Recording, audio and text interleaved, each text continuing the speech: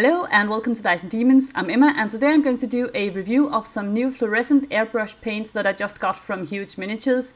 And if you've been following this channel for any stretch of time, you know that I'm a big fan of the fluorescent paints from Huge Miniatures. So when they reached out to me and asked me if I wanted to do a review of their new airbrush paints, I of course immediately said yes. They are launching a Kickstarter campaign today for the entire airbrush range. There are a ton of different paints, not just fluorescent ones, but the fluorescent ones are those I have tried out, and so those are the ones I can do a review of today. So I decided I wanted to use the airbrush paint straight from the bottle just to give it sort of the most fair chance or the most fair description of how they work. And I'm afraid some of the footage here is a little bit blurry. It was very difficult to both make sure that it would be very focused and still also control the airbrush and hold on to the miniatures. So I'm sorry about that. But as you can see, sort of just works with these paints. I didn't thin them down or anything and put any flow improver or anything in them, just because I thought that would perhaps skew the results a little bit. When I think I'm buying an airbrush paint, I want something that I can use straight from the bottle, particularly because I'm a lousy airbrush painter and I always have trouble finding the right consistency and the right pressure and all sorts of things. So if it doesn't work straight from the bottle, it is not going to be a paint I'm going to be able to use through an airbrush. I know it's a me problem, but still, I guess I can't be the only person in the world who feels like that. So these works straight from the bottle, no problems, no clogging, no nothing. They were actually really easy to use and I was very happily surprised by that. You can also see that I chose to use some models from the Age of Sigmar line. These are some squigs for the Gloomspite Gits. I thought that, it's a fun army and I wanted to paint them anyways, but I actually bought them specifically because I wanted to try out these paints and be relatively fair to the paints, because as I said, I'm not great with an airbrush, so I needed some models that were relatively easy to paint, and I thought squigs are more or less just like balls with teeth and so it couldn't get much simpler than that, and it worked really well. My idea with the squigs is that they are going to be themed like Skittles, so I think I'll name the army the Sweet and Sour Skittle Squigs, just because it sounds fun, and a lot of my armies have names after some sort of candy and whatnot. And so it was just a nice way of testing these paints out and getting to test all 10 of the fluorescent paints. They have the exact same number of paints with the airbrush range as they do with the standard fluorescent paints from Huge Miniatures. Huge Miniatures also sent me a color shifting paint that is also meant for airbrush. They are releasing a whole bunch of those as well with their Kickstarter, and it was really easy to use and went through the airbrush just as well as the fluorescent paints. I decided to use this model as a test model also for the airbrush paints to see how they would work sort of as a normal fluorescent paint, like I usually use my fluorescent paints from Huge Miniatures. I often, as you have probably seen in my videos, I often use them to do edge highlights and stuff. And I wanted to see what kind of coverage these paints would have, because they are obviously a lot thinner than the standard fluorescent paints. And as you can see here, you can still do this. The model is a little bit darker in real life than it shows up here on camera.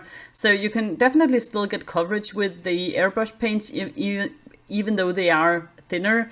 However, it does take a little bit more patience to do that, because you need to go over it at least a couple of times before you get like really decent coverage, and it depends a little bit on what kind of color you choose. For instance, the pink covers better than the light green. So yeah, I am probably still going to be using my ordinary paints for brushwork and then reserve these for the airbrush, which, I mean, it's not to detract or anything from the airbrush range, because obviously that's what they are meant for. And here you can see my 10 different Skittle Squigs.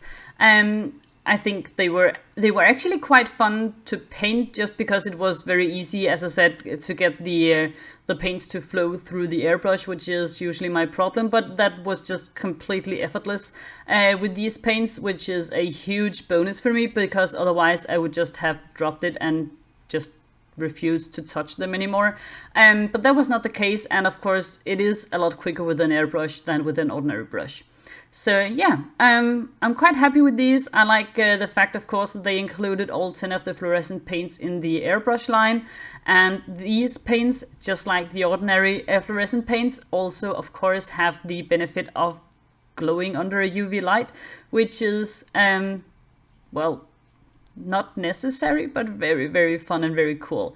You can also tell some of them have a stronger glow than others, and that is also the case with the ordinary fluorescent paints. Some of them really, really shine, and some of them are a little bit more muted when you turn on the UV light. So that was my review of the airbrush paints from Huge Miniatures. As I said, I think they're very easy to use. I like the fact that you can use them straight from the bottle. I think it makes it a lot easier for both me and other people who might not be airbrushing pros. I also, of course, really like the paints themselves, like the colors, but that probably doesn't come as any big surprise to people who know this channel. I love me some neon paints. Full disclosure, Huge Miniatures sent me these paints for free. They haven't paid me or anything, or haven't told me to do a positive review or something like that. But I also am a member of their affiliate program, which means that my followers can get 5% off if they buy something from their webpage and use my discount code. So yeah, I just want you to know that, because perhaps that is something you want to take into consideration, of course. So if you're interested, I will leave a link in the description for the Kickstarter campaign, and I'll also leave a link to the Huge Miniatures webpage, and also the discount code if you want 5% off if you want to purchase something from there.